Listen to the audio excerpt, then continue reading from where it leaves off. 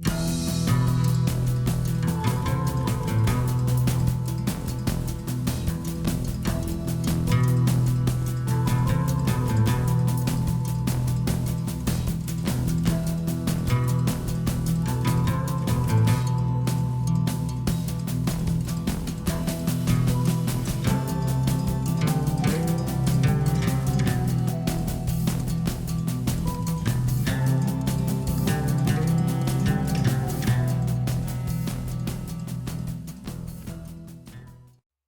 you're ready to go?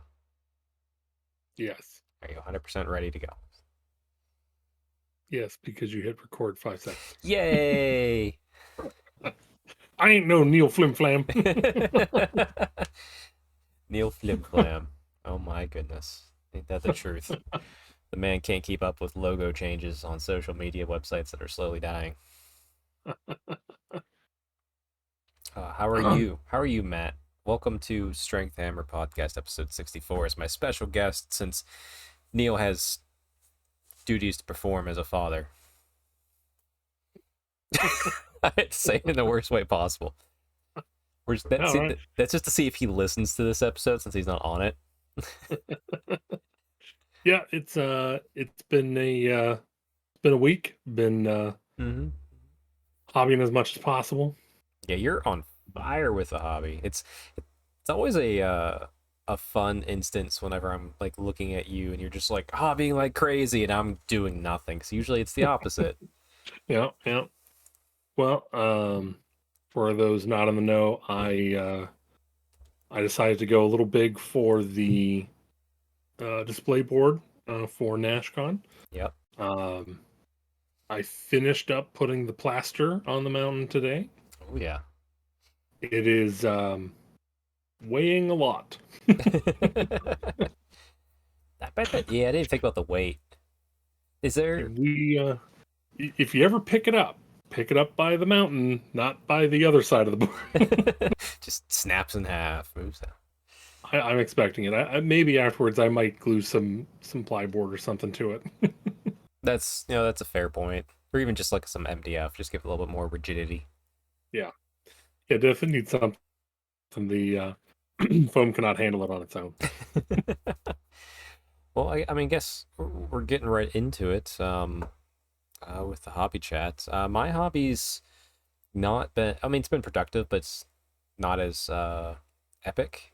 I am doing a display board for my Caradron army, but I'm converting an old display board, which I used for Horse Heresy, because it's really it was like a one and done thing, so I can just make it a more better KO board. And borrowing some dwarf pieces, the terrain pieces from a friend, 3D printed, and kind of kit bash my own potentially to be more KO themed. I don't know. We'll see. It's gonna be a surprise. I've already told Matt before, but I gotta since I want it to be a surprise, I have to get a box big enough to hold this display board so I can tape it up for the drive down so you don't see it. Yeah, it's I'm interested to see what you do. Yeah, for mine I just have again I don't have the ability to keep it secret. I'm so interested in showing it off. But so for mine, I was just like, I'm just gonna go with a dwarf mountain with like a dwarven hold, Yeah. and I won't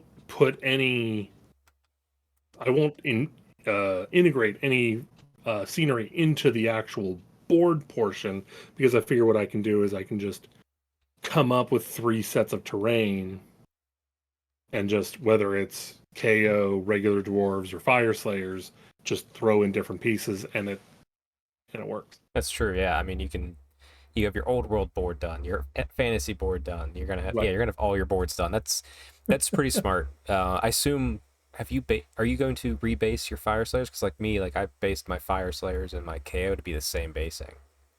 No, I don't care that much. Okay, never mind. We're gonna swing for the fences and get a double. All right, that's the big M way.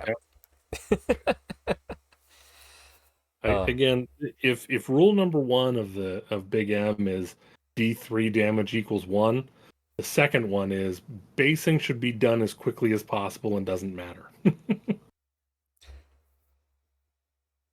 I'm yawning and in disbelief at the same time. Man, I should not have had a carby dinner. Again, like I said, if it wasn't for me knowing that you would never shut up about it, those suckers would be on clear bases. All right. Speaking of things I never shut up about. Nope. Oh, wait, where's it going? Nope, gonna bring it back up to the top here. Nope, nope. Well, Matt, you can't see this, so don't worry about it. There we go. Everyone else Oh, can see the picture of the Taylor Swift concert again. Yeah, the things I never shut up about. yep. Baker's gonna bake, bake, bake. Right. Mm-hmm. Mm-hmm. Exactly. Exactly. Anyway, um, what other hobby you got going on? Like, any Oh yeah, anything else I've going just on been. besides just the display board? Well, I need to just put some basing on my incarnate Ooh. that I'm bringing for my bullshit secondary list for NashCon.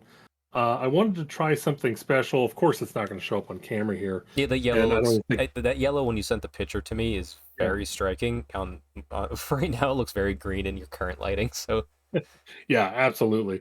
But the so what I did for the center, because I felt like the center should be something a little special. I painted it silver and then just did the same yellow over top. Um, okay. it didn't really pop as much as I wanted. I probably should use the gold, but it's done. It's true. Done is done. Done's always a good thing. Yeah. Other than that, I've just been in build mode. I'm trying to like find stuff that has been in boxes for a while and put that together. Yeah, 'cause you don't Um, have to paint anything for NashCon, do you? You're done with no. painting other than the display board and the incarnate space, I suppose. Yeah. And that'll take once I actually do the incarnate base, it'll take me, I don't know, 20 minutes to put the grid on it and let it dry. And you kind of dry brush it at all? No, so I basically have a so once it's dry, then I'll paint it with Griffhound Gray, and then Oh, okay. once that's dry, then I'll go with Nightshade, and then Okay. that'll be I was just making sure it wasn't just like I put grid on it. Like I know, yeah. like I'm like I think you do more with your bases than just put grid on it, No, Matt. no, I put this, and it's whatever you see. Do you see asphalt? Do you see snow? Yes. I too enjoy my rough texture terrain from AK. It's actually this is how I do my KO and Fire Slayer bases. I just do a wash and then some dry brushing on top too. Yeah, yeah. The my fire slayers are the only um my fire slayers are the only army I have that doesn't basically just have the exact same basing structure, at least for order. And if I ever do like Seraphon or something, I'd also have to deviate from my normal. No, that's fair. Like I said, I've grown acceptance that if like the main army I'm gonna have fun with and play with like allies is always gonna be my Daughters of Cain for the most part. Like my KO, they have their they have Gotrek or the new Regiment of Renown, but like my Daughters of Cain's where like I'll make a giant or I'll bring in these characters, but like I'll just paint them specifically for that army. Because Yeah, there was a while there, and I'm like, man, I should keep all my basing the exact same for all my order armies. I'm just like, nah, I'd have to rebase so much, and I don't care that much. yeah. For mine, well, I guess I'm actually when it comes to order armies, I'm down to just fire slayers, stormcast, and KO. That's right. Yeah, you don't have the problem. You can actually sell armies and be happy. Yeah, yeah, yeah. Well, so basically for my KO, I have that same color. Do I have anything? I do not have in reach. And then I found a bag at a hobby shop or a craft store that was for like fish tanks or something Hmm. of like little glass shards that were sprayed gold. Oh yeah, yeah. It's a little Aether Yeah, Gold, Earl and Gold. it's awesome because like the longer they're on there, the more the gold rubs off on the edges. So then you can actually like see into the glass. And Oh, that's cool. in my mind, yeah, I'm like, now it actually is Aether Gold. Done. No, it makes sense. Well, that's pretty cool. For the Stormcast, I do the exact same basing, except for instead of gold, I put snow. Oh, well, that makes sense. Well, then I guess your basing is kind of unified. It's just in its own Right. way. Which, I mean, we do that with the thought and hope that eventually we'll have an end times scenario where we can bring in all the Order army. I mean, who knows? Who knows? Yep, that's what they need to do. They need to blow up the mortal realms. That's No. They got to follow that thread where the Stormcast have realized that if order controls gates, that like there's a stronger connection between the transportation. So, and it feels as if the realms are more attached. So, and it's it's a vignette of lore. I forget. It might be in the Stormcast book, or I forget where it's at. But they talk essentially as if maybe the plan is to capture almost every gate that exists, and it will pull all the realms back into a single world again. So that would be the end times. It that'd be reforms weird. into another world. It Yeah. would it would fulfill the cyclical process that the elves talked about in the end times, which has proven to be the case mostly. Where do you think? So okay, so for Stormcast, Yeah. they keep degrading, Yeah. and they stick around. They have to do something with that lore hook eventually, right? You'd think at some point, but they haven't really it they've left it open and defined it. Like they defined it that it happens. But they left it Yeah. open as in like some of the Stormcast, like and it's individual. It's not like this storm host like has this issue and this storm host has this issue. You Right. can think Space Marines like, all right, the Blood Angels have their red thirst and that sort of stuff. But here it's like, no, it's individual. Like this one random Stormcast can turn into living metal now. That's his drawback. I'm like, that's not a drawback. That's just X-Men with extra steps. This guy used to like meatloaf a lot. Now he doesn't. Yeah, and Oh then this man. guy's just a robot that does nothing but what he's ordered to. It's just like, yeah, but you're absolutely right. I bet there's a Stormcast somewhere. It's like, man, I used to really like Meatloaf. Now I can't stand it. But yeah, I wonder if they're like, I don't know, like 15, 20 years down the road, we're gonna get like a Stormcast defect destruction army or Legion of the Damned style unit. Who knows? Because here's the other thing. This is a mini complaint. I get the 3-year cycle are on. I get all that process. And it's like they do not do enough continuation of story. We get like Yeah. this narrative supplements. Like right now we're in Harbingers. We had Broken Realms at the start of this other edition. And then like we get little tiny bits inside of army books on occasion maybe that really don't progress the narrative, and like I find that stagnation of the lore really frustrating, because if you want to Yeah. have a stagnant lore that wasn't like super updating all the time, then why did we even come to the mortal realms? Right. Right. That was Well, no, like I want more. I don't want sweeping changes, but I want there to be more regular output in the form of like a campaign book throughout the entire edition. well, I think the Like something at the problem is, beginning, I want something in the middle, something almost near the end, and then the end can pick up the next one, you know? yeah, I I feel like the issue is they feel the need that whenever they release a narrative something, they have to do something big as well. You know, like we got Malign Portents, so we get endless spells. We got Kragnos, so we get Kragnos,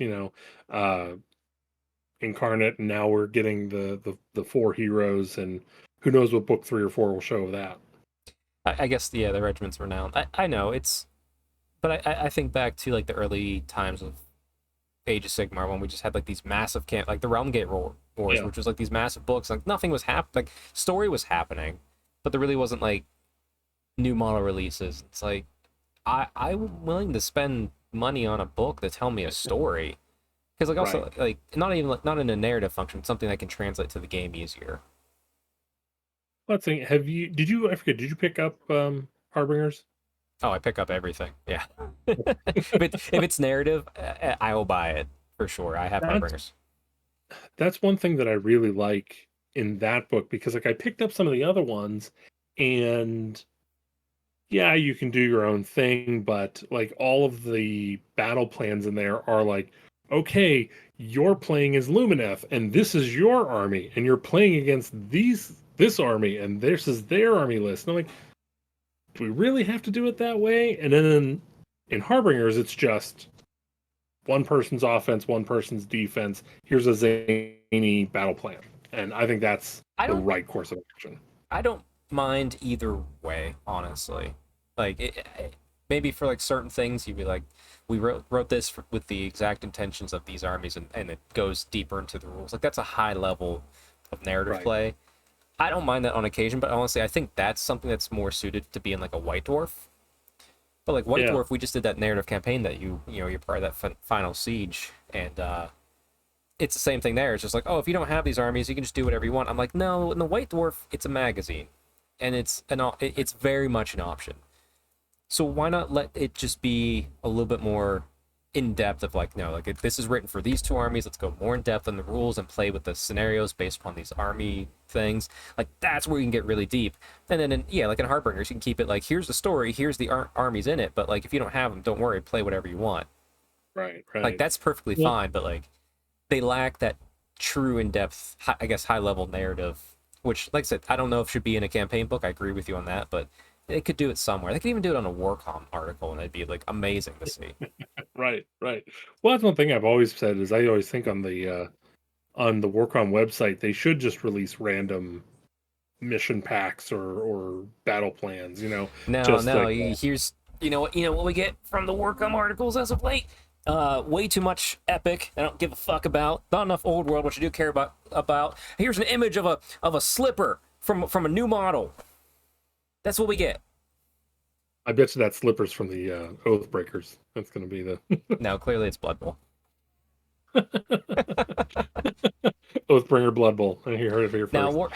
Um, Warcom used to be like I've written articles for Warcom and I enjoy it. And I still check it every day, but like it used to be something I'm like I knew when like hey on this time this article goes up. This art like or not this specific, but like an article goes up at 10 for me. Article goes up at 1. Article goes up at like 3. They used to be like boom, let's check it out. Let's see what it is. Now it's just like I check it like some point in the day and go, yep, don't care about these or like oh there's the one I care about. But like it's lost its touch. It's become more of a well, marketing tool lately yeah, than something for the community, it feels like. yeah. Whenever it first started, it was essentially a fireside chat broken up over a course of a day. Yes, which I rather enjoyed. Yeah, and that's again. I mean, I think that's kind of it. Is like, um, I think whether people admit it or not, or even realize it or not, I think we all miss whenever they first kind of came out of their shell and it was, the whole crew, like Rob and all of them, having fun with the videos. Like, when was the last time we just got like a stupid video? I mean, we get they do high production fun, but like James Workshop is like the last remnant of that. It feels like when we get Right, his, but like right. he's a paid actor, and obviously he needs to get paid his worth. I'm So never mind. Yeah, sorry. kidding. To It's literally the CEO. That's his name. His all workshop. I mean, it's right, no one tell Matt about Santa in comments. All right. Anyway, moving on. well. So I was watching our buddies over on Warhammer Weekly, and Hmm. That was um, a good episode. um, Did you watch the one for that released today this week about what is a not good yet. game? It was an excellent episode. So shout out to Vince. I really enjoyed it. It was short, it's sweet, and I liked it. Tom brought up an interesting idea that I want to know what you think of, Sure. where he was saying whenever it comes to narratives, like release a narrative book, and in that book it talks, has a story about 3 to 4 armies, and that essentially tells you in the next like quarter or so which battle tomes are coming out. Oh, that would be yeah. No, I like that idea. Now, would you want it before or after? See, the hard part about that is you'd want to say before, but I believe people are more stuck in their ways right now than ever with oh, well, I'm getting a new book soon, so I just won't even touch this army. It's like, no, you should, like, it kills the excitement because they're excited about the new thing that they can't enjoy what they have now. Yeah. And so, as much as I would like to see it come out and we go, like, oh, we're going to be focusing on these for the next couple, and we know that the books are going to be coming out and we should have some fun. I know in reality, a lot of people would just not be playing those armies because they'd be like, oh, that's cool, but we're getting new books soon, so I'll just wait and play something else. And it's like, well, then what's the point? And Yeah. I don't know. I would like them Mm, before, but I think in this current modern wargaming, with the way the culture of the people are and how they mentally think as a whole, not necessarily an individual, would be right. detrimental to that type of thing. Yeah. Certainly not individuals like Doug Harrison. No, I don't know. Yeah, James Williams. Ran, Oh, that guy's a ran, fuck. random names. Actually, like, when I was doing that, I really had to pull like, don't say someone's actual name that you know. Fuck you, Neil LaRocca. Oh wait, no, we can't use him. Yeah. So, but yeah, I think that would be interesting. And again, it would be another way to would like to move the story forward. Like, um, again, whenever Fire Slayers came out and they started talking about Grugny again, I'm like, yes, can't wait for KO. And then KO, and they're like, we'll give you a little drop. There There you was go. even less about Grugny in the KO book, Right. and like Right. that's. I know. Well, that's all right. Sorry, like I'm fourth edition, right around the corner. you know what? Yeah, fourth edition's coming out soon, so like we should just all probably just stop playing Warhammer for a while. Just wait the 6 months. We'll get the new edition. Let's be excited about that. Let's not enjoy what we have. Yeah, plenty of time to get interested into Conquest or Oh God. Ooh. Shatterpoint or Oh. Conquest. No. No. fun. It's a fun game, man. I'm sure it's a blast. It's not for me. Um. Yeah. Yeah, yeah. The full game that plays like a modified Warhammer Fantasy and a skirmish game that plays like AOS. Definitely not for Chuck Moore. No, when I could just play Warhammer Fantasy in AOS because I have communities close to me that can do that with on a regular basis. I Got don't. one right here. Not for Conquest. No, no, Matt. I can just be hard stance on this and be like, "Hey, let's play Age of Sigmar." You'd be like, "All right." Hey, let's play Warhammer Yeah. Fantasy. All right. I got my hooks in you, Matt. You're stuck. No, I don't care what I play, so it doesn't matter. Oh boy. Well, anyway, we've ranted a little bit. Let's talk some good things about Warhammer. I really like the Well, Harbingers. I was for being. once, you were the negative one. I know. I need to get some of those out. Need to get some of them out. I'm not What mad. Big M does. Draws it out. Draws it out. I'm not mad. I'm just disappointed. It's even worse. Yeah, like I mean, like in the grand scheme of things, like it's whatever. I don't. I really don't get upset over Warhammer. I just enjoy it for what it is. I just wish there was better things for the narrative. But did you get to read the Harbingers? Because we didn't actually review that on the Strength Hammer show. I'm not sure if you're doing it on the Big M show, but have you read the Harbingers? Yes, I did. Yes, I did. What'd you think? I really enjoyed this style of storytelling. This was actually a really good um narrative like story I felt so far. Yeah, yeah, I really liked it. I've been trying to jot down notes and everything for our upcoming role playing uh episodes. Yeah. Um, which I still don't know how I'm gonna do. I don't know. We'll figure it out. But like, I'm like, okay, if you guys want to go Gur, awesome. I know exactly what to do. If you guys want to go Akshi, We mean Gyrandor what? actually. Gran. Sorry. Yeah, no, Yeah, just make sure. Gran. Just make sure. I know, in case the audience have missed it, your reveal was a prior episode went out. It was a very short one, so check that out to see all the details. But yeah, like I think they really do a lot for um kind of giving you this really interesting. Of course, that's one of the things is like on the tabletop, I find not fire, flesh eater courts a little one note, Yep. but every time they're written in the story, it's always fascinating. Yes. Because like, Like especially because whenever, like you can peer into their mind to see the craziness, right? so you can understand what their believable story is. But then you can pull back and see how other people view them, and you can still rationalize that too. It's a very unique army, and like I said, it's one of the ones I think they could do more with. They could do a better narrative with it. Well, that would require new models. We're not doing I that. know they need new So, models. They need to actually blend the Bretonians in. We need it. I mean, that's one thing I was laughing about whenever I was reading. I was like, they have just pulled the veil off. They're like, no, these are Bretonians. Get out of here. Yeah. Yeah, like, but though on the Actually side, like, I found I can't remember his name right now. The exile. Uh, he Oh, was yeah. beyond awesome, but like really wasn't that much of a story. Like I don't know where we're going from here. Whereas with Gyran, I have plenty of ideas on where they could go. He actually's. You mean specifically as far as story where they could go? Right. Okay, I was like this was a nice setup book for sure, and like actually we just went through I forget what it was called, the 40K narrative that they had that brought out the lion and stuff. What was that Oh, called? I forget. I don't know. Um, 40K Space Time Adventures. yeah, but like their narrative supplement to end their last edition.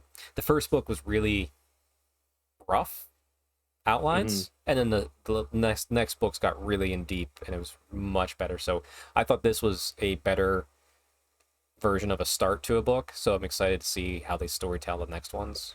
Um, Right. but yeah, actually, it's interesting because they could easily rope back in something with Harkonnen. Right. They could easily just set up a new outpost somewhere else. Um, Gyran is really interesting because like we have, and here's the thing too, like Gyran is where we had the seasons of very first seasons of war, and we were fighting Right. to establish cities, and we got them. One of those cities in Gyran is the Phoenicium. What models are just have they come out with and said are no longer going to be available? Right. Because they're calling the line of the cities of Sigmar, and I'm not complaining about that because those models are still available for Old World. That's fine, but the Phoenix Guard and the Phoenix, which that's fine. I hope they port the Phoenix somehow into Lumineth one day because it's a really iconic beast, and I have thoughts that they will. But I look at some of the iconography on the Tyrion side of things, but Oh yeah, that's why I definitely. have a feeling something's going to happen with the Phoenicium because it's like the Phoenixes are gone. We don't have the Yeah, models that's anymore, so true. like we're gonna lose. Like that's why I'm leaning towards Gyran's going to be the failed Dawnbringer Crusade out of the two Okay. Yeah. because That but I make I mean it makes sense. I mean, you have two against one. I mean that's yeah, I mean the thing is too with that, I still think the one of Gyran's gonna take place, and I think Alariel's gonna be the one that kills it. A little bit of infighting happening. That's my belief. Just for something exciting to happen, that she destroys that one for whatever slight, and the action one succeeds. and you think that's where they're gonna bring out the Kurnothi finally. I would Interesting. love that. I wish I I thought of mean, that again, on my own, here's Matt. the thing. Here's the thing though. What else are they also getting rid of? What else? You're right. You're right. Because We'll that be one, like, whenever so high elves, I was not surprised at them going away. because we have Lumineth now. Yeah. Right. And again, like I said in Saturday's episode of Big M's Power Hour, we talked a little about that, Okay, where nice. like I feel that Lumineth is a is to the point where if you love high elves, Lumineth will scratch that itch, and there Mm-hmm. really shouldn't be too much of an issue, you know. 100%. Um, Yep, I 100% agree. and so there's really not too much of a reason for high elves to still be supported. We can roll that over. Um, Dark elves, I get them not getting. I both get and surprised that they didn't get rid of them with all of the Anvilgard shenanigans. I'm Yeah, surprised. well, I mean, the Anvargard shenanigans. There's a lot of dark elves that still sided against Marathi, Right. So, even the realm of Shadow. You could still kind of tie them to the story of Malarian Malekith. I'm right. sure in some way. But I think that was more if they decided to keep the cosmopolitan aspect of like you have elves, you have dwarves, dwarden, and you have humans. The dark elves was the only line that was a little bit more robust that they could keep different things because they had already cut off too much of the high elf stuff. Right. You know what I mean? Like they could have obviously went a Mm. different way at some point and been like, oh, you know what? We're keeping high elf spearmen, high elf archers. We're keeping was it the sky cutter chariots and stuff like that. But like they chose the dark elves for whatever reason, which is fine. So I think it's just more of that was more complete. So that's why Yeah. they left the Dark Elves. Not that they were thinking. I don't think they're thinking too far past this. I think the human aspect, that's the future aspect. I think Right. the depossessed and the Dark Elf side is just more of like, it's still here, guys. Don't worry. And Like this is a sign hopefully, of. one day they'll just redo those lines specifically for the cities, and it blends better. Well, I mean, as far as that goes, I actually think one of my first episodes was about cities and where they go from where they are now. Hmm. And the one thing that I said that I kind of hoped for was give me a front line that has a dwarf and an elf thrown in, you Oh know? yeah, I think Um, everybody wants that. I would much prefer that to just the complete mixed army. right. Like, here's Because your then, two-handed weapon people. Here's your right. whatever. And it's like you can make it work, and you'd have so much free will of sculptors to do whatever they want. And Oh, yeah. not saying that people can't do that, but it gets. I'd rather just have the cool models made for me than having to kit bash everything all the Right. time. Exactly. And that's absolutely right.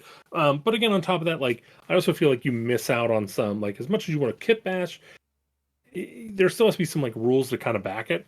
Like, one of the things that I came up with was that obviously didn't happen, where whenever you build a sergeant for a unit, you can choose human, dwarf, or elf, and then that gives a small buff to the rest of the unit. Yeah, like +1 movement or +1 um to hit.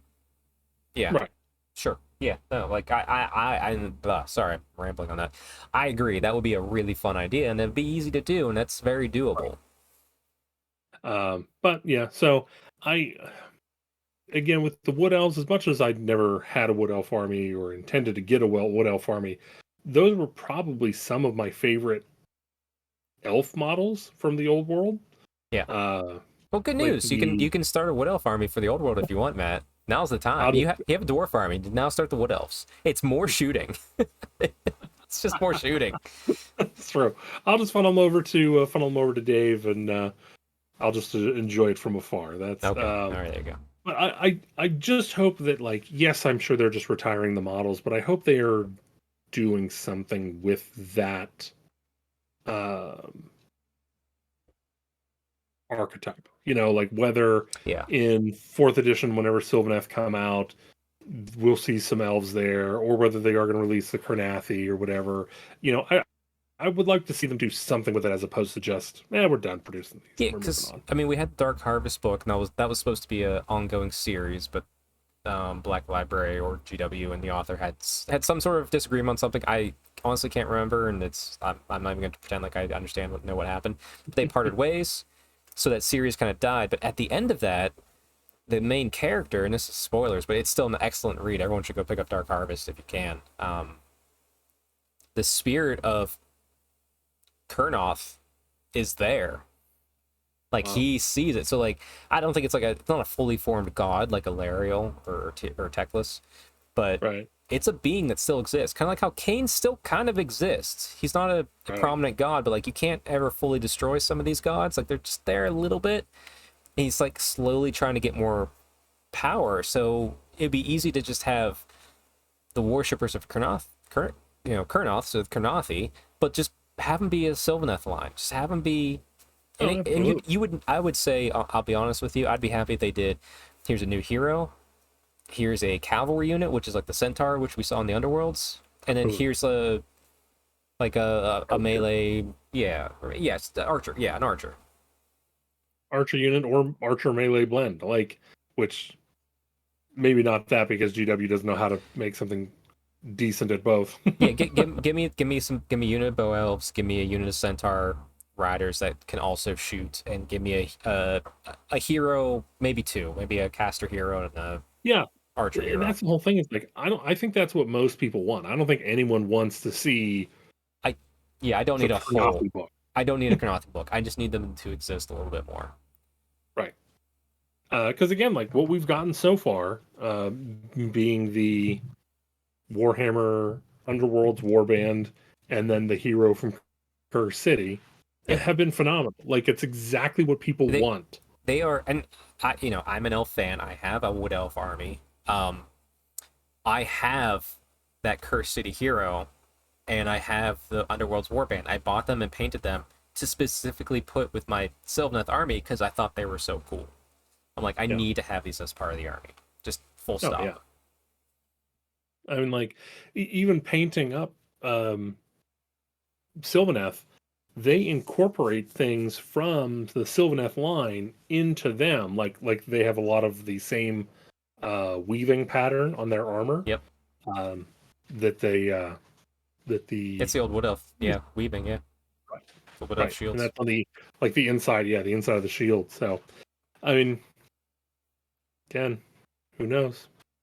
Well, and I wonder too, like how much this is pure speculation, the speed of release they have to go through. So if everything happens on pace, obviously this is all technically conjecture. Like we don't know, but this is just our assumptions based upon the past couple of years. Assuming next year in July around this time we have a new edition of Age of Sigmar, that means the playtesters, which I'm not a part of that team anymore, so I'm actually excited once fourth edition gets kind of released because I can be pure speculation again. Had my time playtesting, but not on team right now, so we'll have fun with that. But with the speed of playtesting that needs to be done to get all the current books out, that's very limiting to not be able to get maybe more than one new army out within an edition. Right. So it's like, but like, can like a Kurnothi would be a nice line increase. But like, if you want to bring out Chaos Dwarves, I mean, or truth be told, like the the Tyrian side of the Lumineth, might be as big as a full book release, even though it's going to be in the same book, I would assume. I think it would be. But I think like, it would be and we still want just a. Malarian. We want Malekith now. Yeah, I mean, I think if whenever we do get Tyrion eventually, because we have to, I think it would probably just be a little bit of a bigger, slightly bigger of a new. I forget what they're called. The Lumineth version of a chamber. Oh, The temples, shrines, the whatever that temples, yeah, temple. yeah. Because I could see again getting like That's true. 'Cause they don't need to release the battle line, the core troops. Those exist already. right, That's right. Because true. if you remember, all of the Sentinels and the Wardens have Tyrion iconography on them as well. Yeah, and the what's the mounted ones? The horses. Oh, the Dawn Riders. Yes, Yeah. that's So true. yeah, I mean, it is just it's clear they're just going to fold it into there.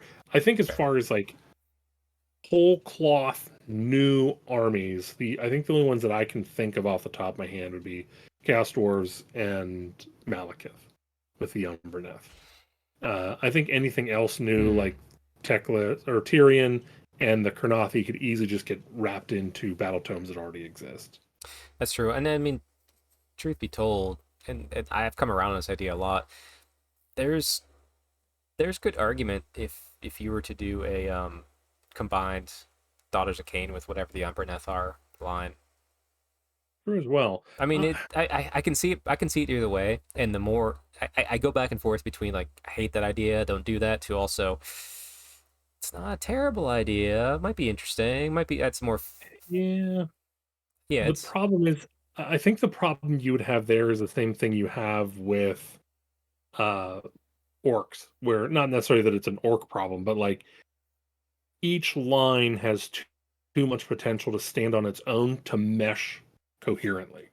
well. I mean, honestly with Cities of Sigmar, I mean, that kind of exists in the current rules and might still kind of exist. We'll see how much it gets maybe adjusted, but like you'll probably still see mostly a deep possessed army or a dark elf army or a human army and maybe bring a few things in. I mean, that's not to Right. say. I'm just saying it would be interesting from like that perspective. I would actually rather it be like that if they were to roll Daughters of Cain and the new unknown Umbreneth that doesn't technically exist yet. If those were in the same book, and you just kind of picked which way you want to go, but you could bring in a little bit more shared, just for some different things. I wouldn't be upset about that. I Yeah. wouldn't want. I don't know if I'd want it to be a full rewrite, and they would just be like the old Dark Elves again, where it's No. like I don't want it. I don't I want it I to be mean, that far over there, but like I wouldn't mind seeing slightly more crossover without having to be actual allies.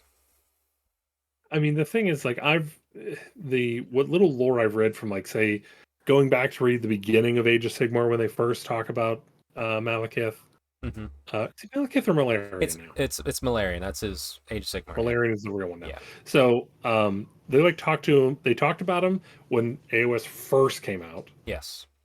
and then they talked about him in the last Lumineth Battle Tome.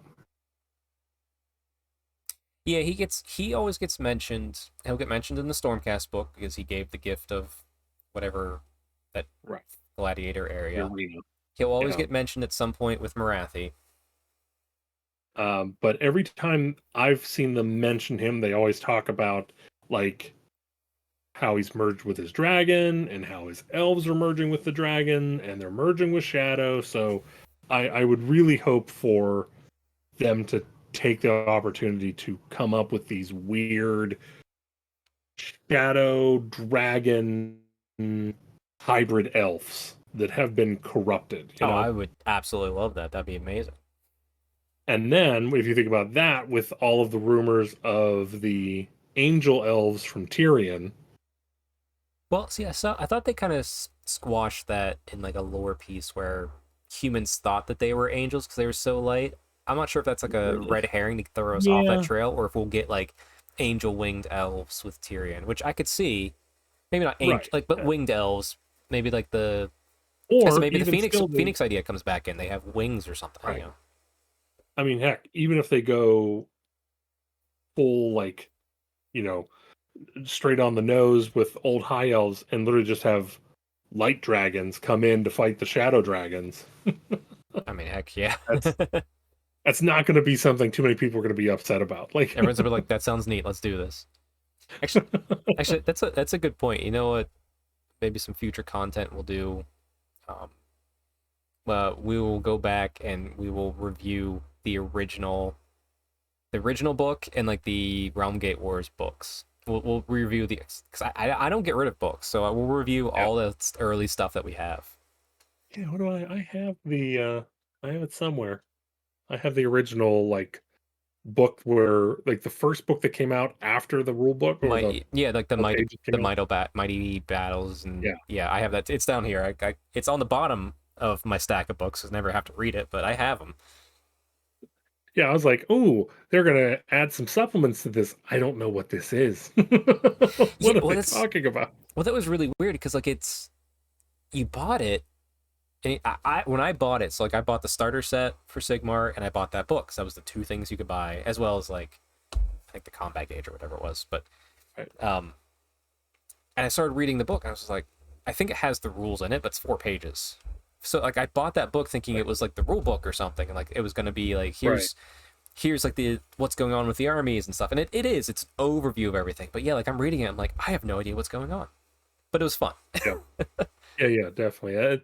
That's that's one thing where when people complain about whenever AOS first came out that there wasn't enough lore, I'm like, okay, you got that one, but you got to give them a chance, you know? Yeah, yeah.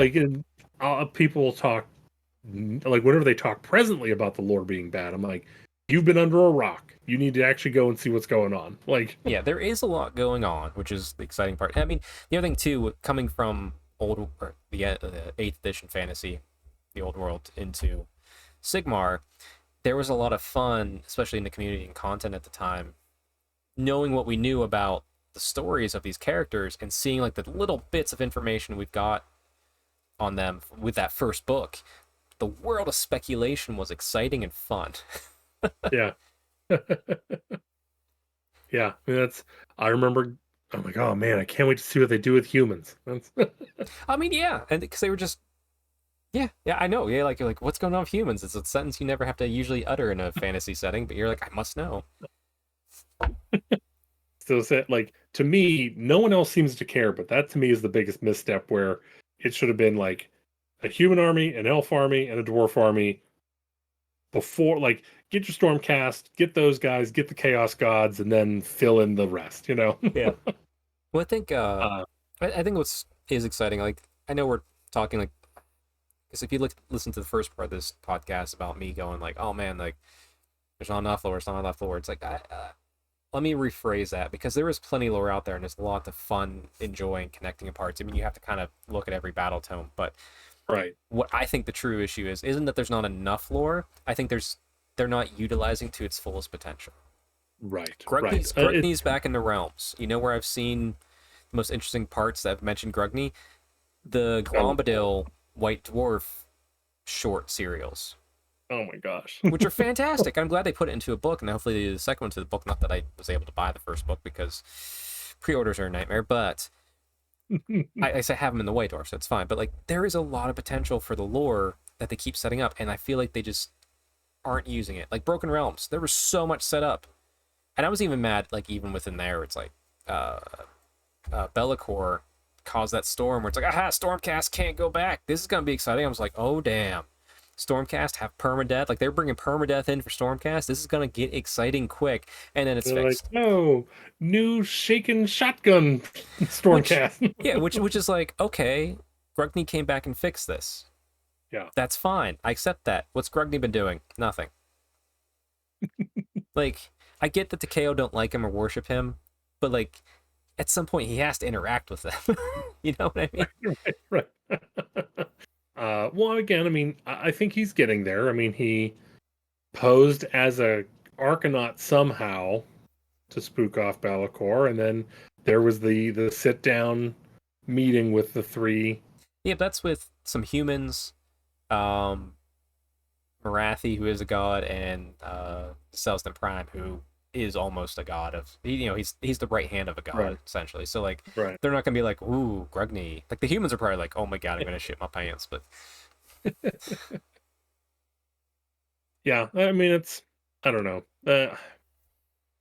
I feel like they could do a lot more with the lore, but they said that they need to do it in more supplement fashions where we can see it. Right. Like, Yeah, I mean, that's one of the issues is like whenever they tuck it into a battle tome, if I don't have that army, I'm probably not going to get the battle tome. yeah, I only buy battle tomes for the armies I have, But 100%. that doesn't mean I wouldn't like to hear the stories in the battle tomes that aren't rules related. Right. I don't I don't know, I feel like maybe they should like release that or something. Tales of the Chaos Grand Alliance. I don't know. Yeah, I mean the vignettes are really cool, and there's like, especially too, like as a even as not a like I'm not a new hobbyist, but if I was a new hobbyist, I'd really like the vignettes. I even still like them to the point where I can Right. find narrative hooks to sink my teeth into. And I mean, heck, if I was a new hobbyist and I was like, oh man, because I'm studying it for NashCon, I'm really into KO. Let me turn to this. I find this little story about this random KO guy doing something, and it's cool. And I'm like, I'm starting my whole army off of these 12 sentences. Like that's very true. That's a very real thing, but you know, if you put that somewhere else, not in this book that they might not buy because they don't think they like the Right. army. Right. Right. Or if you play KO but not Fire Slayers, you miss all sorts of Grugny stuff going on. Like Absolutely, yeah. you miss out on the drinking party. Like Yeah, exactly. Well, actually, wasn't one of those in the cities book too? They talked about the drinking party again. oh, I don't know. I think one of the I think there was a mention of it in the current Cities of Sigmar book. Boy, I'm not surprised. But yeah, that was yeah, I mean I get it at the same time, they have to have some hooks, for something to draw on 5, 10 years from now, I think they have a hopefully not too much more. I think they have a lot of those out there, but you Right. need to No, start I agree. connecting a few things now. But I think they're reverting back to the old ways where they're like, crap, let's come up with a lore piece and just never touch it again. I know.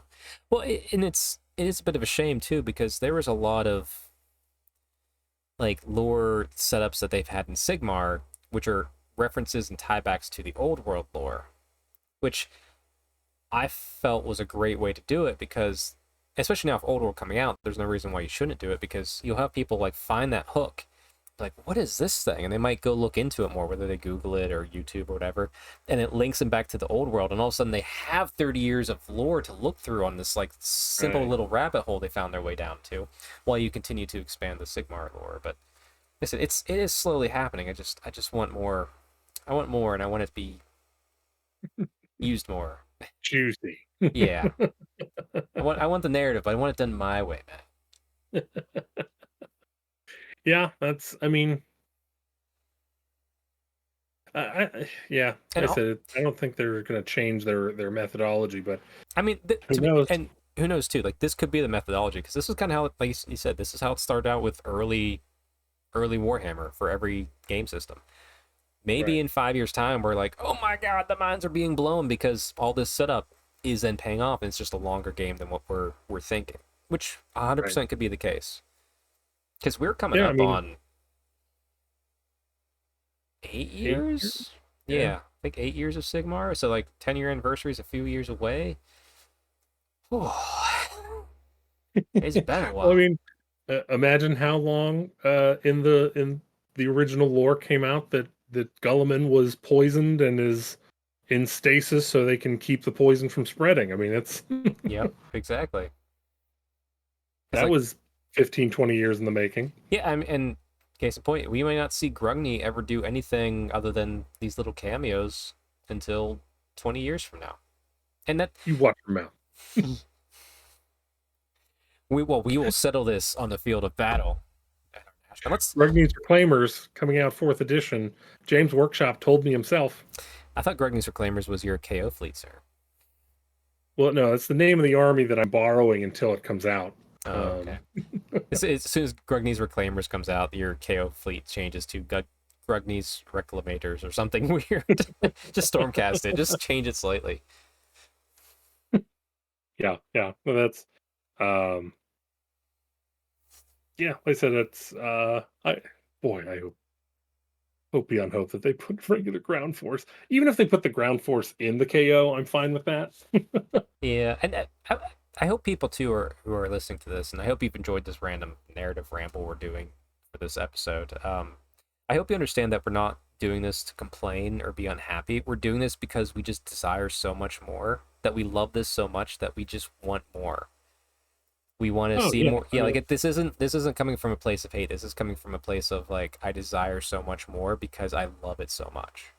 right. I mean, that's the thing is, if I didn't care about the game, I wouldn't care what comes out next. Right. It's like me in Conquest. What are you talking about? Before the show, you were talking about how you couldn't wait for the Brontosaurus to come out. I don't even know what you're talking about. Oh yeah, feign ignorance now. It's like whenever you're telling all your friends about the how you got a crush on the ugly girl until all your friends show over and then, oh, I don't know who that is. What are you talking about? I well, if Warhammer fails, I'll switch to Conquest. How about that? Deal. Okay, deal. Um, as I become a hermit and just play Warhammer against myself forever. If somehow Warhammer fails, I guess. Oh, sorry, this popped in my head randomly. I actually finished the naming of all of my Caradron ships because I only had my flagship named with the name on the Mm, side, yeah. but I got some I got names on my other frigate and my other my gun hauler. I only have 3 ships in mine, so it's not a big deal. It's not like Neil's that has 12 or whatever it is. Yeah. What are they? Well, the main fleet is the main frigate's the Maxava, which is the name of my fleet, Fleet Maxava. The gun hauler I named after my old 8th edition dwarf army. It's just called the Guinnison, which is I was Clan Guinnison back then. Yeah. And then the other one, and this is actually really interesting. It's going to you could probably guess that it's going to tie in because you know how we did the narrative siege battle. My KO rescued Terathi and as much of her cult as possible. Yeah. Well, I'm using Terathi's story to push the narrative a little bit on my KO as well because it's fun and it's giving me excuse to keep doing Terathi lore while also focusing on KO for NashCon. Um, so it's like it's but like one of the other frigate is called the Allison, Son, like but with a dash because Taylor Swift's middle name is Allison. So I was like, that's kind of what I went with it and just made it like a little dwarf looking thing. So it's a little silly and it's very simple, but I'm like, yeah, it still fits. It's a good name for a ship, and it's going to tie into the lore of how those armies are working together, even though they don't normally work together. It's all narrative fluff because like I can't actually put them on the table together because it's Yeah. Yeah. silly. Um, curse you, allies. That's not true. If you ran a cities list that based in um, dark elves, then you could always go with what is it, Tempest Eye, where 1 and 4 can be KO. KO, and then you could ally Ally in. in. You know, you're right. I mean, at this point, we need to wait to see when they release the new Battle Tome what we can do. But that's a good point. I could do that for a narrative game at some point. I Yeah. don't. I'll granted, like, I have this Saturday. I guess we should mention too. Our friend Alex, who will be on the podcast here relatively soon. He's hosting a narrative. Sorry, narrative's on my brain. A NashCon prep event. He's calling it GitCon. He's running. It's just a little three game 1 day event that you and I are both attending. Um, where was I going with this? Wow, I lost my train of thought hard on this. I just saw Alex's beautiful face and got distracted. GitCon. Well, we're doing NashCon prep and not Oh, narrative prep. oh yeah. NashCon prep. So obviously I'm taking my KO, and then Yeah. NashCon's KO. I don't have any other events I'm playing in this year. Otherwise, I would love to do what you just said to kind of as a nice point of narrative to somehow get Daughters of Cain with KO on the same army, and it makes it, and it's rules wise, it's the fine. And it's not just some narrative BS that I made up. Yeah, I'll tell you, like, you put that army down next to somebody, and they're like, "What the hell are you? Do you know something I don't know?" And you're like, "No, that's not." There has to be some sort of jank ass combo I don't know about. What's the Jankus combo? I die top of 2. Even if you're double There's turning me, balloon boys especially in if the I'm, frigate. I lose top of 2. Even if I double turn you between 1 and 2, I lose top of 2. That's how this game goes. Although I'm gonna try and put that list together tonight after this call. I'm gonna send it to you, just for fun. It's just for fun, but like, I'm trying not to like Oh yeah, overthink. Like, I gotta keep KO on the brain. yeah. Yeah, we'll have reports of GitCon at the next show as well. But I'm looking forward to that. Are you ready? Because I mean, how many people are Yeah. coming to this little mini prep event? I don't know. 6 or 8, maybe 8. I think. Let's say I 8 have to no. 10. There's a Yeah, chance. There's a chance our KO fleets get a little tasty taste, a little pre-NashCon appetizer to what I it would say it's beats. more than likely It's probably very likely because we always end up playing anyway. because like he's bringing his friend. I believe his name is Alejandro, who Alejandro, hasn't yep, played before. yep. I Just because he hasn't played before, I hope I don't play him because I don't want to give him the KO experience on day one. That's I know. Actually, so since I had to like get KO like moving, I had to get some reps in with him. My weekly barn club that I played weekly club that I play at the barn. That's the word I was looking for.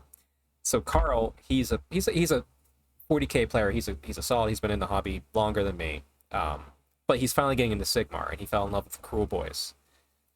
And like I was gonna bring KO, I was gonna play Brad, one of the other regulars there, who's going to NashCon as well. I was gonna bring my KO. I'm like, all right, Brad, let's figure it out. Like I just need to get my reps in. And then Carl's like, hey, I wouldn't mind being taught how to play. And it was I already had my army together. And I was like, okay, so I'm teaching you how to play while using KO bullshit. It's a nightmare. Like we got through it, but like my goodness, like that is not you cannot take KO and like and I even had like 30 Arcanaut company. Like I had foot troops, but even still I'm like I just chose after like doing it once to not fly high ever again because I'm like this is just awful. This is just awful. Like there's no way to teach somebody and to have it be fun while playing KO. oh yeah, yeah. That's I'll tell you. With I miss the only thing I miss from the last battle or General's Handbook is leadership of the Alpha, where I could issue the same command point up to 3 times. Fly high, fly high, fly high. Yeah, I was like fly high or everything all out attack. Just Yeah. Oh, I know we've talked about this off air a little bit. I did figure out how to do a got rec list that I'm pretty pleased with. awesome. It's because I forgot that because if you have X gunstock as Yeah, your command thing, it makes Thunderers, which I had 2 units of. I just made them 2 separate units of 5 instead of 1 unit of 10. And also the gun yeah. haulers have that keyword as well. So there's my 3 battle line. I dropped all my Arcanaut company and like 2 heroes, and boom, found the points. Awesome. Yeah, so Yeah, it's no. literally just Gotrek and boats flying around. That's the whole army Oh yeah, I mean for my one of my incarnate lists. list. Yeah, Yeah, my incarnate list is essentially ironclad, with everything I inside. think 10 thunderers. I don't know if I could get up to 15 or not. And then two 5-man Endrin riggers. I think I have an admiral, an Endrin master, and incarnate, and that's like everything. Yeah, so you're playing with two. You're essentially gonna be playing with two models the entire Yeah, game. yeah, yeah. If I play it right. Which watch we play at NashCon and we pair up and you're just like, all right, Chuck, here's the incarnate. I'm like, I guess here's Gotrek because like nothing in my army can stand up to the incarnate. So it's just us moving boats around while these two like let's just ignore this center. Let's assume nothing happens here. You know, what, everything touch. Let's move on from that. Let's also hope we're playing in no reward without risk, so we just deploy them in combat and ignore the middle. Although I do think Gotrek could probably make pretty quick work of an incarnate. It's true. All I right, think you if convinced you me. We'll roll just roll it out. kind of hot, you'd win. Yeah, you just have, Like, yeah. I get 2 turns. Just if you wouldn't mind just throwing out an endless spell for me, huh? How about that? I'm not bringing spell in a bottle. Not on my KO list, sir. I I was trying so hard to fit in a chemist so I could give him spell in a bottle just to feed. Well, the problem is actually in the last show, Neil brought it up and we looked at it. If you take spell in a bottle, technically it says you cast the spell, which then means Right. you can't take any of the nullstone stuff. Yeah, that's true as well. So it's like it screws up going anti-magic for really weak one-time magic. It's not worth it right now. Take spell in a bottle. Yeah. Oh, absolutely. Um, I guess unless you're doing the bridge thing still. I don't know if that's still good. I don't know. I mean, that's the list that's going 5-0. Sure. So Then I would imagine who cares about what spells you're casting when you're dead? That's yeah, no, very true, very true. And like, yeah, you could probably bridge over and drop within the 12 and just shoot off every hero anyway. So I get right. that. Yeah, I mean that would be, but other than that, I would say no. Yeah, it's unless you're doing the soul bridge, no, don't do it. Right. Which I don't feel like doing that list. So plus, I don't think I have the right setup for it anyway with what I have. I have what I like as usual. But no, Uh, yeah. What's I really want to start talking about NashCon, but we're gonna and everybody, if you hung on this long, the week, I guess the week of NashCon, we'll be doing a show, me, Neil, and Matt, to talk about our little KO bets, our plans, and all that fun. So we'll be talking a lot of NashCon. That might be a slightly longer show, I'm thinking. Probably because we'll get off topic a little bit, but um, I want to talk NashCon so badly, but like we'll say I'm trying to save it all for then. yeah. And I'm gonna have that one release actually just for fun. I'm gonna have it release the start of round one at NashCon, so not it's gonna release on Saturday. Just so like if you can't attend NashCon, you can pretend and enjoy the hype at the same time we're enjoying the hype. Yeah, so if you could have one epic army, what would it be? Epic for like Epic the game or Epic as in whatever. I don't know. No, epic the game, because I know how excited you were. You said you were earlier. Um, are we assuming that we can go outside of just the Horse Heresy? Like I can just choose anything for 40K. I mean, I would assume it would be something that would be existent in 30K. Well, So you I, just I want to mean, go like it would just Mark, be it would just be Mark Space Hamill. Marines. It would just be Space Marines, which I could No, get. you could do Imperial Guard and Mechanicus and No, I just do Space Marines. go demons because I want a giant demon This for bit the this Titan this scale. this bit's failing on you, Matt. Titan scale demon. Titan scale demon. Okay, let's talk about this. Bring back War Master. Do you know? That's the bigger scale, right? I thought that was Inquisitor. No, Inquisitor is the bigger scale. War Master is the fantasy version of Epic. No, I don't want that. Not even for like actual War Master bringing it back. You don't want it at all. You don't want a Bretonian War Master army. I mean, I don't even want Epic, so they can. See, yeah. And like every other day, it's like here's rules and stuff. I'm like, will you tell me what the fucking bases are for Old World? Give me the Right. PDF. Yeah. Just tell me it. Like I know what all the models are in it. Just give it to me. I want to rebase my Yeah, stuff. I don't understand. I don't understand why they haven't already just said winter, I'm and then I'm I am fine with I never wanted like I need a date, I need a date, I need a date. Like sure we have I ideas, we only hear need a rumors. date because you announced in a game after you announced Old World and have given me more information on the new game than you have the previous game. Yeah, and like That's why I need a date. that's true. That's fair. I'll take that. And also Epic also has like an expansion they already announced. It's just like Right. yeah. They're That's fair. From that standpoint, yes, give us a date. But dear God, give me the freaking PDF that says, "Hey, I can go to my army and go to boom. Here's high elves. Here's the base sizes now. Go buy them." I know why they're yeah. not because if they're slightly different and I can't buy them from GW, they don't want me going out and buying them from somewhere else. But guess what? I'm probably gonna still buy them from Amazon because it's cheap as hell. So I'm rebasing lots of stuff. Yeah. Boy, it would have been fun if they were done Inquisitor or because I guess with they already have so many skirmish style games, they don't need another one just because it's a little bigger. Yeah, I'm fine. I mean, truth be told, like, no, I don't even want to say this. What I'm thinking. I'm not even gonna put it out in the universe. We're gonna stop my thought process right there.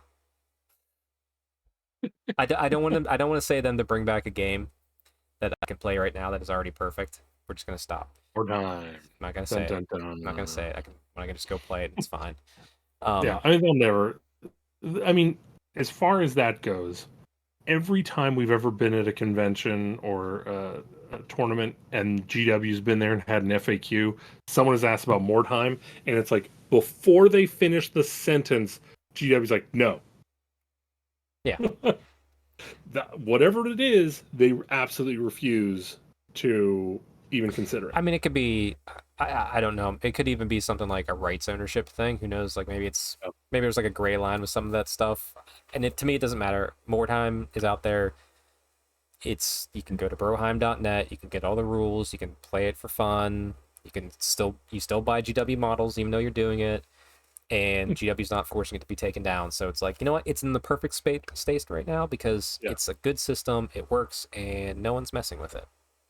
Honestly, that's one thing that so I'm on a bunch of Middle Earth Facebook groups and whatnot, Mm-hmm. and they're all griping about how they haven't gotten any announcements or any real releases outside of the hobbits hiding behind a tree. Yeah. And I'm like, don't you guys understand? This is why the game is still good because they don't touch it. Yeah. Like it's in a good spot. And here's the thing. Not that I truly think like some of the game systems, like if it's in a good spot, they don't want to touch it. But because it's a publicly traded company, they have to meet deadlines, they have to do re-releases, they're forced to touch things. Right. That's just the nature of it. Which like I said, and that's still the point too. Like if you and your gaming group want to play a certain edition, just do it and have fun. Like I said, I love Age of Oh, Sigmar absolutely. 2.0. If I wasn't running around going to events and TOing and doing all this stuff, and I didn't have that care, I might just stay in 2.0, and that's perfectly fine. As long as I have a group around me to do it. Like I can still play 8th edition fantasy right now. It's great. Yeah. But, if you are going to go out into the wider community, that's why we have updated rules. We use the updated rules because it's just the general consensus. So if you're going to go out, like I said, I'm going to go and play in a 3.0 event because I love Age of Sigmar. Is this my favorite edition? No. Am I going to complain about this edition? I do my best not to. But I'm Yes, gonna. we are. No, I'd rather go play this game, even if it's not my favorite edition, with the people I love as the whole community. If I was a curmudgeon and I didn't have many friends, I would just play 2.0 because that was my favorite edition with my 2.0 friends. One day. One day. Sounds like a slight. I don't know. Actually, I'll be honest to you. There's also like the part that's kicking in. Like, I don't know if I fully remember how 2.0 worked. Other than like my brain says, oh, just remove the grand strategies, remove the battle tactics, and remove the command ability stuff, and we're back in 2.0. I'm like, I don't know if we 2.0 had are. 2.0 had command abilities. You had more command abilities. Oh yeah, see, that's what I mean. Like I'm like, it's so far removed. I'm so in third that like, even saying second is my favorite. It was my favorite at the time. I don't know. Like it's I just mean, it was it's still that's whenever I had the most fun because I was able to play Stormcast. I was able to play Suns. I was able for a little bit play a little Lumineth. yeah. I it was my favorite too for different reasons. I guess I should say it was the best version of Daughter's Kane, but specifically because I could do list building the way I chose to. Like I said, I never really liked the list building restrictions that exist in 3.0. But that's beside the point. There's workarounds, and I still, anytime I build a list, it's like I'm still getting everything I want, more or less. Other than like points limit that, not Right. not the reinforcement points or anything like that. It's I do wish there's a little bit more flavor in sub factions like there used to be, but meh. I'm kind of torn on that one because I agree at face value, but then when you delve a little deeper, with them kind of pulling back, it gives people the option to go somewhere else other than whatever the best one is. Well, Um, see, that's the thing too. Like you're also viewing it from the stance of having to try a fair, but a balanced game system, right. which, truth be told, in this edition, we're in the most balanced we've ever been. I'm not seeking that as my satisfaction. I don't need a balanced universe of armies to get my satisfaction from the game. But You like know, that's a very personal approach that I can't argue. Like when people are just like, yeah, but I want to have a more balanced game. I'm like, you're absolutely right. But I have my opinion. You know what I mean? see, that's one thing. Like a lot of people keep saying that this is the most balanced edition, and As far as win percentage using tournament I stats. don't know. It doesn't feel right. Like it's in second edition there might be the broke list that people have to worry about, but like now, if unless you're a competitive army with a competitive list, if you have like one of the big three armies, one of the big four armies, you're getting squashed. It doesn't matter what you do. Mm. Yeah, and it's hard to tell too because like the people we have, they're just flawless at this game. They could they could beat you with half an army. Like True. like it's that gap is much bigger than I think a lot of people realize on like in some ways, not in every way, but in some ways. But it's just the culture of it. It's a war game. I mean, that's the fun of it. Like I Yeah. it's probably I still think by the data it's showing it's the most balanced it's ever been if you look at it from the competitive standpoint. But I don't play this with the competitive.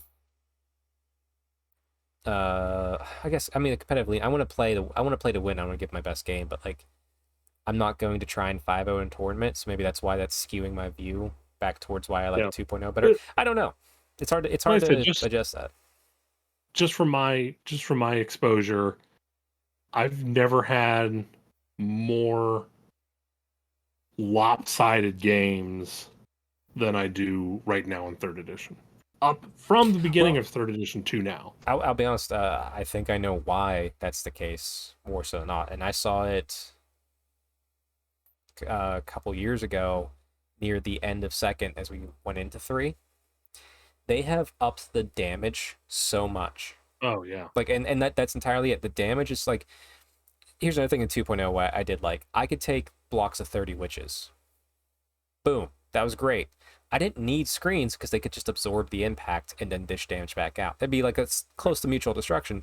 Now, if you don't have a screen, you're just freaking screwed because the Yeah. damage is so high. A 30 block of Witch Elves, one, it costs a decent amount of points, and I can only bring two of them, three if I choose a certain subfaction.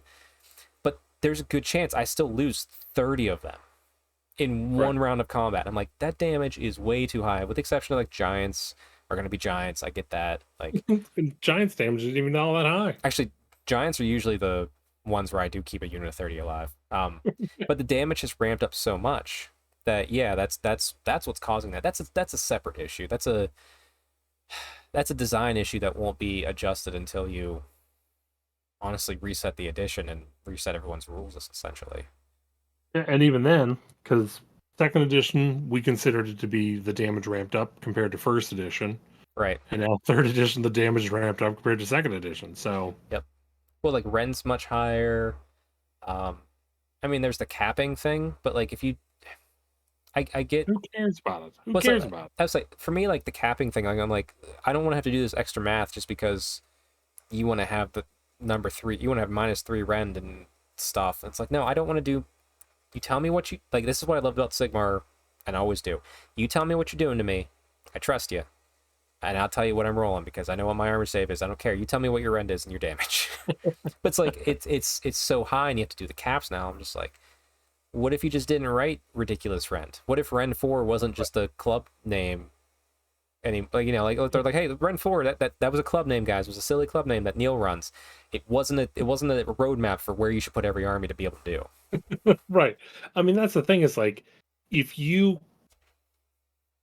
consciously put, effort into recognizing what buffs you're giving, you don't need to worry about putting a cap on buffs and whatnot. Right. Because, oh, there's only one guy in the army that gives +1 to hit. Okay. Yeah, and There you go. it's a command ability, and you can only issue it once anyway. Right. That's in the core rules. Just done.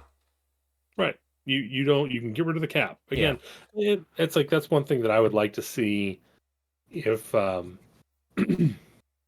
would like to see cohesion go either stick wholly within and then we get rid that we loosen up the formation of cohesion, or we switch over to 40k style where it's just within 12 as opposed to wholly within, and then we can keep the tight units. I don't think we need. No, yeah, Holy Within, that took a while to get used to. I'm not. It just is what it is. That doesn't bother me one way or the other. But like, Well, yeah, listen, it comes down like to to it comes see- down to like the philosophy of writing the rules to make sure just within makes sense with what you're doing. right. Like And like I said, if you have heroes that are just doing stuff that for existing, like my High Gladiatrix, like that -1 rend and technically make a 4-up wound, a 3-up wound, just being always on. Like, well, if the problem is you can't have that be within, it has to be wholly within. Well, maybe it should be command ability. right. Like we spend a point for it, make it. It's, I don't know. Like there's hopes for that, but yeah, it's damage is really high, and you know, I don't know why you need to try and worry about having too much rent whenever you just have mortal wounds in the game, which is supposed to have been those damage things you can barely save. But you know, not my daughter's Kane. I have a 6-up ward all the time. Right. So I guess I don't know. Unlike the Golden Boys, who are literally made out of dwarven star steel. You're made out of the Nope. metal of the world that was. Right, like made out of essentially just pure defense. We came up with the idea of defense, manifested into armor, gave it to the most determined individuals in the mortal realms. No word save for that. Yeah. Unless you're near an objective and you're this chamber. We have one specific chamber who, for some reason, cares about that. Then As long as you're wholly within. then there's the Daughters of Cain. Like just be crazy enough. We're naked. Woo! We're crazy enough to believe it doesn't hurt, so it doesn't hurt. Like you're missing an arm. It's fine. What about those naked dwarves? They hammered metal into their skin, so they get a ward save too. What? Okay, what about these elves? They just exist in Highish. Oh yeah, but their gods near them. Everybody else looking at their gods next to them, not giving them a ward. Okay. But Hilarial. yeah, Alariel, what are you doing? Give us a ward save. I hate being mortal womb spammed to death. Hey, goddess of life, do you want to heal us? No, I will only heal myself. I mean, I can heal you once. Heal your. I can cast Life Swarm if I bring it. Mother Nature. What's the it's an old commercial. It's not nice to tempt Mother Nature. It's like a butter commercial. I don't know. Jeez. That's a way throwback. That just popped in my I'm pretty brain. sure you're going back to like the 80s. Oh, I think that might be 70s. That was like a rerun on like TV Land growing up. But anyway, we should probably wrap it up. But definitely had a nice, fun chat narrative with you. As much as I want to explore this armchair rules writing and like philosophy of game design, that's a whole nother topic, and we're just gonna ramble on needlessly. So maybe we'll save that for another show. We'll do Oh yeah. and just leave this as a nice narrative chat with some random rules bullshit at the end that we threw in for fun. Um, so well, this show will be out Friday before your Big M's Power. Do you want to shout out what's going on that episode, where you can find it? Yep. So we'll be here Saturday. So again, Big M Power Hour. Get the shirt. And we're gonna go over the new GHB. And I was actually surprised. Normally, I'm not gonna lie, we kind of phoned it in with the GHB, but this time we went in pretty good depth. So I would say usually Neil and I don't even cover it, but we actually covered it too. It's a fun GHB. I'm excited for this one. yeah, what was coming from again, perfect. The perfect reason why you should watch both shows. You came from a narrative aspect. Mm-hmm. We came from the uh, uh, more competitive side, and we said this is great if you want to be more narrative. Exactly. But I think it's gonna be a good one. But yes, all right, check that out. They'll be up the Saturday after this show goes up. Uh, Matt, where can they find you online? Anywhere? Strength Hammer underscore on X, Threads, and True Social. Yeah, okay, whatever. I mean, they can see it. I have it up. Speaking of which, I should change that logo from a little blue bird. It's now a dead bird. Oh well. Anyway, You should get the X logo and put it over the tweeter's eyes. I should. I need to get my threads up there, man. And then Neil's no longer going to be on Twitter because he doesn't feel like changing. He wasn't using it anyway. It's fine. We'll remove it. And he doesn't really use Instagram, so I'll just link. I'll just put a hot link right to his Facebook, so everyone that watches this can just click on it and add friend. That's how you're gonna view Neil updates. He's gonna be so mad that I do that. Perfect. Yep. All right, everybody. I hope you've enjoyed this ramble podcast. We will see you next week. Like I said, and we might have Alex on for that. But more importantly, check back in 2 weeks' time when myself, Matt, and Neil sit down and we talk about our prep and start talking some serious smack about our NashCon KO extravaganza. Oh yeah.